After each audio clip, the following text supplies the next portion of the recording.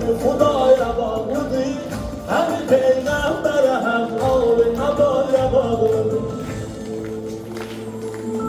Peyğəmbər olmasaydı əgər Quran olmazdı, Əli olmasaydı heç dini iman olmazdı. O xanı olmasaydı cümlə cahan olmazdı. O səbəblər səbəbi ərş-ü əlaya bağlıdır. O səbəblər səbəbi ərş-ü əlaya bağlıdır. Əli aşiqlərinin qəlbi Xudaya bağlıdır. Həm Peyğəmbərə, həm Ali Əbaya bağlıdır.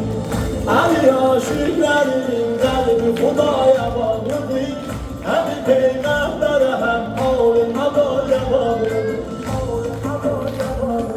Abi Xeybə, Əli Heydər, Əli Heydər. Çağeyi Qovsən, Əli Heydər, Əli Heydər. Ey füqəraya olan yoldaş, olan yoldaş. Şahlara sərvər, Əli Heydər, Əli Heydər. Şahlara sərvər, Əli Heydər, Əli Heydər.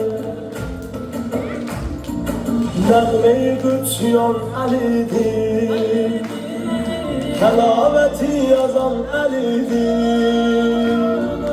Öz anam öyrətdi deyəm ki, Əmir-i möminan Əlidir, Əli